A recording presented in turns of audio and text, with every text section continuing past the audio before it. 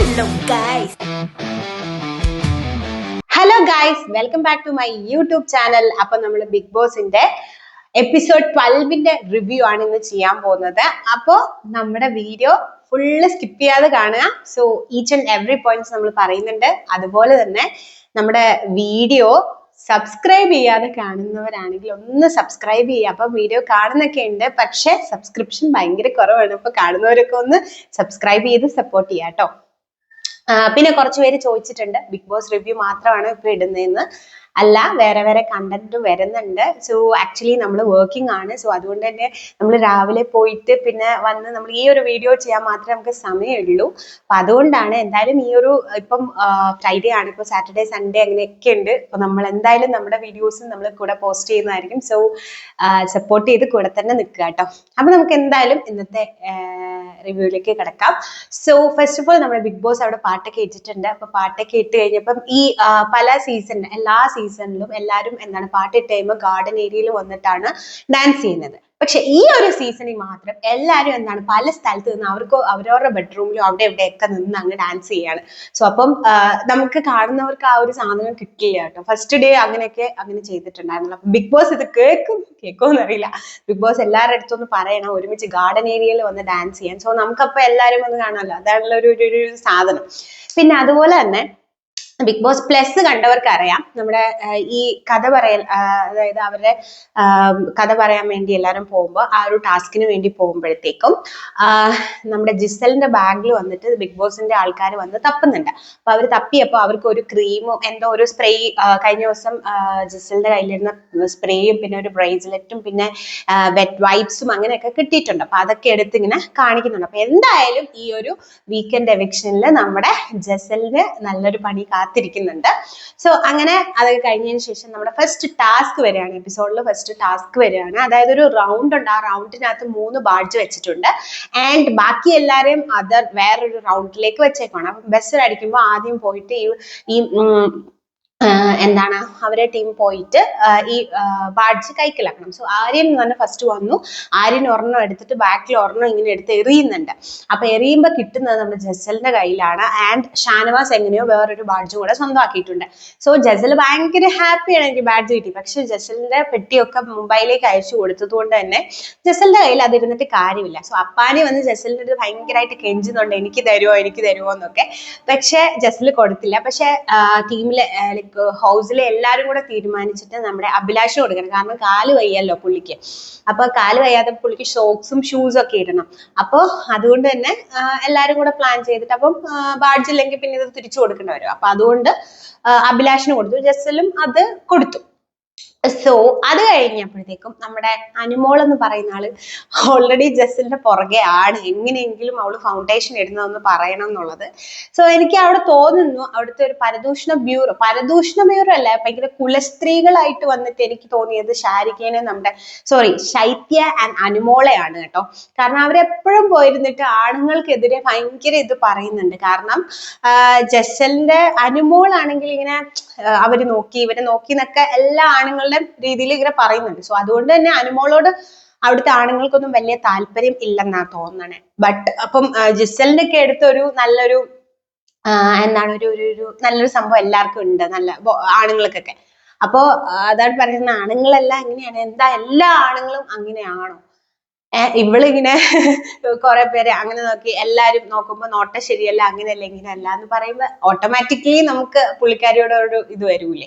അപ്പൊ അങ്ങനെ ഒരു ഇതാണെന്ന് തോന്നുന്നു. ബട്ട് ജിസലിന്റെ അടുത്ത് എല്ലാവർക്കും ഒരു ഇതുണ്ട്, അങ്ങനെയാണ് ഇങ്ങനെയാണെന്നൊക്കെ പറഞ്ഞിട്ട് ഭയങ്കര നെഗറ്റീവ് ആയിട്ടുള്ള കുറെ കാര്യങ്ങൾ ഇങ്ങനെ അവരെ ഇങ്ങനെ രണ്ടുപേരും കൂടെ സംസാരിക്കുമ്പം കിട്ടുന്നുണ്ടായിരുന്നു. അതെന്തായാലും നമ്മുടെ ലാലേട്ടൻ ചോദ്യം ചെയ്യുമായിരിക്കും എന്ന് ഞാൻ വിചാരിക്കുന്നു. സോ അങ്ങനെ അവർ തമ്മിലുള്ള സംസാരം, അതുപോലെ തന്നെ ജസൽ ഇങ്ങനെ അനുമോൾ ഇങ്ങനെ ജസലിനെ എങ്ങനെയെങ്കിലും ഞാൻ കണ്ടുപിടിച്ച് കൊടുത്തിട്ടേ ഉള്ളെന്നുള്ള രീതിയിൽ തന്നെയാണ് നിൽക്കുന്നത്. സോ അങ്ങനെ അനുമോളുടെ ആദ്യത്തെ കരച്ചിൽ അത് ഭയങ്കര കോമഡി ആയിരുന്നു. എനിക്ക് അമ്മയെ കാണണേ ആ ഒരു സാധനം നമുക്ക് കേൾക്കാൻ പറ്റും. ഇങ്ങനെ പറഞ്ഞ് ഇങ്ങനെ പോകും കേട്ടോ. അപ്പൊ അത് അടിപൊളിയാണ്, നല്ല അടിപൊളിയായിട്ടുണ്ടത്. അപ്പോ അങ്ങനെ അനുമോളുടെ കരച്ചിലൊക്കെ കഴിഞ്ഞു. അതിനുശേഷം നമ്മുടെ മിഡ് വീക്ക് എവിക്ഷൻ സസ്പെൻഷൻ ഇല്ലേ, അതിന് വേണ്ടിയിട്ട് ആൾക്കാർക്ക് വേണ്ടിയിട്ട് കളിക്കുന്നുണ്ടായിരുന്നു. അപ്പൊ ഫസ്റ്റ് നമ്മുടെ അക്ബറും അനുമോളും ആണ് വന്നത്. അപ്പം അത് അടിപൊളിയായിരുന്നു. മറ്റേ കൺഫ്യൂഷൻ തീർക്കണം. അപ്പം നമ്മുടെ അക്ബർ അടിപൊളിയായിട്ട് പാടുന്നുണ്ട്, അടിപൊളിയായിട്ട് പാട്ടൊക്കെ പാടുന്നുണ്ട്, ആൻഡ് അനുമോളും കൂടെ പാടുന്നുണ്ട്. സോ അവസാനം നമ്മുടെ അക്ബർ അനുമോൾ കിട്ടൊന്ന് കുത്തുന്നുണ്ട്. അനുമോള് ചോദിക്കുന്നുണ്ട് എന്നെ കല്യാണം കഴിക്കോ? അപ്പത്തേക്ക് പറയുന്നുണ്ട് ഞാൻ നിന്നെ നോക്കിയെന്ന് പറഞ്ഞില്ലേ, അതുകൊണ്ട് ഞാൻ ഇല്ലാന്നൊക്കെ പറഞ്ഞിട്ട് അങ്ങനെ ഒരു അടിപൊളി സംഭവമൊക്കെ ഉണ്ടായിരുന്നു. അപ്പൊ ഫസ്റ്റ് അവർക്ക് തന്നെയാണ് കേട്ടോ കിട്ടുന്നത്. പിന്നെ അങ്ങനെ ഓരോ ആൾക്കാരും വന്നു. നമ്മുടെ ബിന്നിയും നമ്മുടെ ആരാണ് ബിന്നി അപ്പാനി വന്നു. അപ്പാനി അവർക്ക് 4th പ്ലേസ് ഒക്കെയാണ് കിട്ടിയത്. അവരുടെ വലിയ കൊള്ളത്തില്ലായിരുന്നു. സോ 5th പ്ലേസ് കിട്ടിയിരിക്കുന്നത് നമ്മുടെ നൂറ ആൻഡ് ഷൈത്യക്കാണ് കേട്ടോ.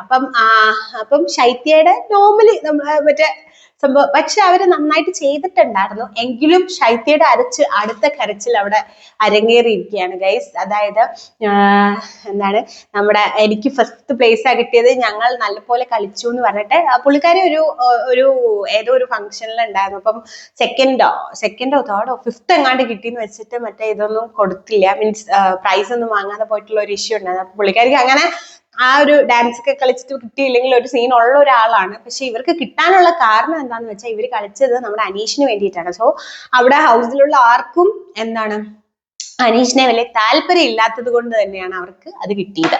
സോ അങ്ങനെ ശൈത്യയുടെ കരച്ചിലും സംഭവങ്ങളൊക്കെ വന്നു. അത് കഴിഞ്ഞിട്ട് വീണ്ടും നമ്മുടെ അനുമോള് ജിസലിന്റെ ക്രീമൊക്കെ വേണ്ടിയിട്ട് ഇങ്ങനെ തപ്പിക്കോണ്ട് നടക്കുകയാണ്. എങ്ങനെയെങ്കിലും ഞാൻ കാണിക്കാം. അപ്പത്തേന് ജിസൽ പറയുന്നുണ്ട് ഇവളൊരു സൈക്കോ ആണെന്നുള്ളത്. അപ്പൊ ആദ്യം വിളിക്കുമ്പോൾ എഫ് വിട്ടിട്ട് ഒരു സൈക്കോ ആണെന്ന് ഒരു റോങ് സ്റ്റേറ്റ്മെന്റ് വരുന്നുണ്ട്. പക്ഷെ ആദ്യം കേട്ടപ്പോ എനിക്ക് കുഴപ്പമില്ലാന്ന് തോന്നി. പിന്നീട് അത് വളരെ നന്നായി എന്ന് തന്നെയാണ് എനിക്ക് പറയുന്നത്. കാരണം എന്താന്ന് വെച്ച് കഴിഞ്ഞാല് അനുമോള് ശൈത്യയും കൂടെ എപ്പോഴും ഇങ്ങനെ ആണുങ്ങളെ കുറ്റം പറയാണ്.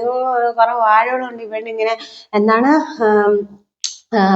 പെണ്ണുങ്ങളെ നോക്കി നടക്കുവാണ്, ജിസല് ഇച്ചിരി അടിപൊളിയായിട്ട് നടക്കുന്നോണ്ട് അങ്ങനെയൊക്കെ പറഞ്ഞിട്ട് ആ ഒരു കുറ്റം പറച്ചിലില്ലേ, തൊഴിലുറപ്പ്, ആ സാധനം ആ സാധനമാണ് ഇവിടെ ഗൈസ്. അങ്ങനെ നമ്മുടെ ബിഗ് ബോസ് അനീഷിന് വേണ്ടിയിട്ട് നിൽക്കുന്ന ഒരാളാണെന്ന് നമുക്ക് പിന്നെയും മനസ്സിലാവും. പിന്നെ ഒരു കാര്യമുണ്ട്, അനീഷ് ഇല്ലെങ്കിൽ അവിടെ കണ്ടന്റ് ഭയങ്കര ക്ഷാമമുള്ള ഒരു സീസൺ ആണ് ഇതെന്ന് എനിക്ക് തോന്നിയിട്ടുള്ളത്. അനീഷ് ഇല്ലെങ്കിൽ ഭയങ്കര ക്ഷാമമാണ് കണ്ടന്റിന്. അപ്പൊ അതുകൊണ്ടാണെന്ന് തോന്നുന്നു ബിഗ് ബോസ് അനീഷിന് വേണ്ടിയിട്ട് ഇങ്ങനെ സ്റ്റാൻഡ് ചെയ്ത് നിൽക്കുന്നത്. സോ കഴിഞ്ഞ ദിവസം അനീഷ് പറയുന്നുണ്ടായിരുന്നു ബിഗ് ബോസ് എനിക്ക് വേണ്ടി കളിക്കാൻ പറ്റുന്നില്ല. അത് പക്ക ആയിട്ടുള്ള ഒരു കാര്യമാണ്. ഹൗസിൽ ആർക്കും ഇഷ്ടമില്ല. ഇപ്പൊ മറ്റുള്ളവർ കളിച്ചാൽ പോലും ലൈക്ക് അനീഷിന് കിട്ടാൻ വേണ്ടിയിട്ടുള്ള ഇതില്ല. അപ്പം അനീഷിന് വേണ്ടിയിട്ട് ഡിസൈൻ ചെയ്തൊരു ഗെയിം ആണെന്ന് എനിക്ക് തോന്നി. കാരണം ബസർ അടിക്കും, അതായത് ആദ്യം അവരുടെ സ്റ്റാൻഡിൽ നിന്ന് പോയി ബസർ അടിക്കുക, ബസർ അടിച്ചിട്ട് നേരെ 7 സെക്കൻഡിനുള്ളിൽ കുറെ പേരുടെ ബൗൾസ് ഉണ്ടായിരിക്കും. ഇപ്പൊ അനീഷിന് ഇത്ര പോയിന്റ് ആണ്, അനീഷിന് ഫസ്റ്റ് എന്തോ 6 പോയിന്റ് എങ്ങാണ്ടായിരുന്നു. അപ്പൊ അത്രയും പോയിന്റ് ബൗൾസിൽ കല്ലുണ്ട്. അപ്പം ഈ ബസർ അടിച്ചിട്ട് കല്ല് വാരിയിട്ട് സ്വന്തം ബൗളിൽ കൊണ്ട് ഇടണം. അതാണ് ഗെയിം. എന്നിട്ട് അതുകൊണ്ട് ഇട്ടതിന് ശേഷം ഒരു ചതുരത്തിനകത്ത് വന്ന് നിൽക്കണം. അതായിരുന്നു ഗെയിം. അപ്പം നമ്മുടെ അനീഷ് ആണെങ്കിൽ അപ്പം എനിക്കത് Bigg Boss design for Aneesh എന്ന് പറയുമ്പോൾ അവരവർക്ക് വേണ്ടിയാണ് കളിക്കുന്നത്, ഒന്നാമത്തെ കാര്യം. രണ്ടാമത്തെ കാര്യം എന്ന് പറഞ്ഞാൽ ബാക്കിയുള്ളവരൊന്നും അത്രയും ഹാർഡ് വർക്ക് അല്ലെങ്കിൽ അത്രയും ഓടിച്ചെന്ന് ആ സാധനം ചെയ്യുക, അത്രയും ഒരു ഫിസിക്കൽ ഇല്ലാത്ത ഒരാൾക്കാരാണ് ബാക്കിയുള്ളവരൊക്കെ. റെന പിന്നെ ചെയ്യുമെന്ന് വിചാരിച്ചു, ബട്ട് റെനയും ഇതല്ലായിരുന്നു. സോ അനീഷിന് വേണ്ടി തന്നെ അനീഷ് എന്നെ ജയിക്കൂന്ന് ഈ ഒരു ഗെയിം പറഞ്ഞപ്പോൾ തന്നെ നമുക്ക് മനസ്സിലായി.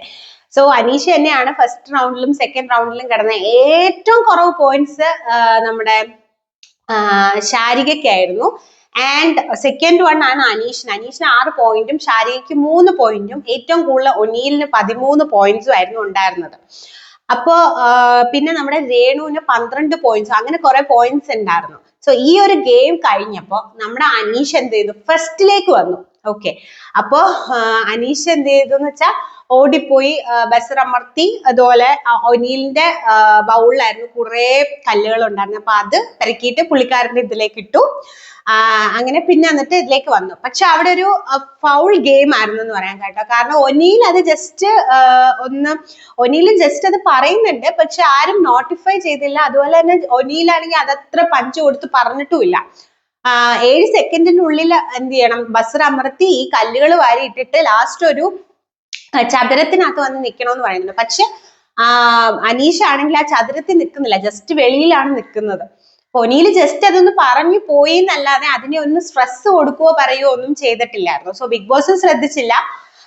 പിന്നെ ഷാനവാസ് ആയിരുന്നു നോക്കേണ്ട ആള്, പുള്ളിയും അത് ശ്രദ്ധിച്ചില്ല, അങ്ങനെ ആരും ശ്രദ്ധിച്ചില്ല.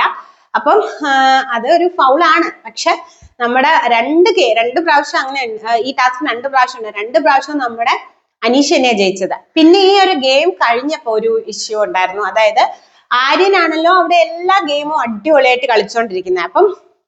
അപ്പൊ ആര്യന്റെ അടുത്ത് പോയിട്ട് അനീഷ് വന്നിട്ട് ചോദിച്ചു, പിന്നെ എങ്ങനെയാ ഈ ഗെയിം കളിക്കണേ എന്നൊക്കെ ചോദിച്ചായിരുന്നു. അപ്പൊ അനീഷിന്റെ അടുത്ത് ആര്യം പറഞ്ഞു കൊടുത്തു, ചേട്ടാ ഇങ്ങനെ പോയിട്ട് 6 ബൗളാണ് ഏറ്റവും കൂടുതലുള്ള അത് പിറക്കിയിട്ട് ഇടണോന്നൊക്കെ പറയുന്നുണ്ട്. അപ്പം ആദ്യത്തെ റൗണ്ട് കഴിഞ്ഞ് 2ാമത്തെ റൗണ്ട് ആയപ്പം ആര്യം വന്നിട്ട് പറയുന്നുണ്ട്, ചേട്ടാ ഇനി 6 ഉണ്ടോ അത് പോയി ആദ്യം പിറക്കണോന്ന് പറയാം. അപ്പൊ അങ്ങനെ പറയാ, എന്താ എനിക്കറിയാം ഞാൻ കളിച്ചോളാന്ന്.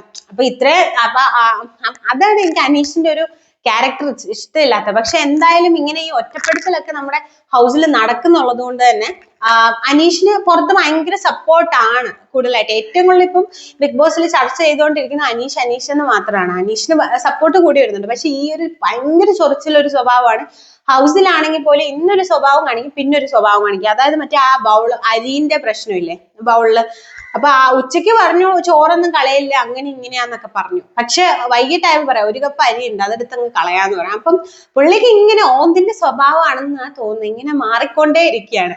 അതും നമുക്ക് ഇഷ്ടമില്ല അല്ലെങ്കിൽ ഇങ്ങനെ പറയുമ്പോൾ അത് മര്യാദക്കൊന്നും അല്ല പറയുന്നത്, ഇഷ്ടപ്പെടാത്ത രീതിയിൽ അങ്ങ് കടിച്ചു കയറുന്ന ഒരു രീതിയിലാണ് പുള്ളി സംസാരിക്കുന്നത്. പുള്ളി എങ്ങനെ എപ്പോ പെരുമാറും നമുക്ക് പോലും അറിയാത്തൊരു ഒരു ക്യാരക്ടർ എനിക്ക് അവിടെ തോന്നി. നിങ്ങൾക്ക് തോന്നിയെങ്കിൽ എന്തായാലും കമന്റ് ചെയ്യണം കേട്ടോ. അപ്പോ ചില സമയത്ത് നമുക്ക് പഞ്ചഭാവം തോന്നും, ചില സമയത്ത് നമുക്ക് എടുത്തിട്ട് കുത്താനും തോന്നുന്ന ഒരു ക്യാരക്ടറാണ്. സോ അങ്ങനെ അപ്പൊ ആരും പറയുന്നുണ്ട് ഇങ്ങനെ ഇനി ഞാൻ ഒരിക്കലും ഹെൽപ്പ് ചെയ്യത്തില്ല അങ്ങനെ ഇങ്ങനെയാന്നൊക്കെ പറഞ്ഞ് അങ്ങനെ. അപ്പൊ എന്തായാലും ഇന്ന് മറ്റേ മിഡ് വീക്ക് സസ്പെൻഷനിലേക്ക് പോയിട്ടുള്ളത് ഒനിയിലും ആൻഡ് ശാരികയുമാണ്. സോ അങ്ങനെ പോയിരിക്കുന്നു. അപ്പം നമ്മളെ ഇപ്പം പോയിന്റ്സ് വെച്ച് നോക്കുകയാണെങ്കിൽ നമ്മുടെ അനീഷിന് 17 പോയിന്റ്സ് ആയിട്ടുണ്ടായിരുന്നു. 6ൽ കടന്ന ആളാണ്, സെക്കൻഡ് ലാസ്റ്റ് കടന്നത്. അപ്പം പോകേണ്ടതാണെങ്കിൽ ശാരികയും ആൻഡ് അനീഷും ആയിരുന്നു പോകേണ്ടത്. പക്ഷെ അനീഷ് 2 ഗെയിമും ജയിച്ചു. അപ്പൊ ഫസ്റ്റ് പൊസിഷൻ 17 പോയിന്റ്സിലേക്ക് എത്തിയിരിക്കുകയാണ് അനീഷ്. അപ്പം ഒനീലിന്റെ ഇതാണ് ഫുള്ള് പറക്കിയെടുത്തത്. അപ്പം അനീഷ് ബിഗ് ബോസ് എന്തായാലും അനീഷിന്റെ കൂടെയാണ് എനിക്ക് മനസ്സിലായത് ഈ ഒരു ഗെയിം കൊണ്ട്. അത് അല്ലെ അനീഷ് പോയാൽ പിന്നെ അവിടെ ഒന്നുമില്ല. സോ എന്തായാലും അടുത്തൊരു എപ്പിസോഡ് റിവ്യൂ ആയിട്ട് ഞാൻ വരുന്നത് വരേക്കും it's me Chanchal signing off. By.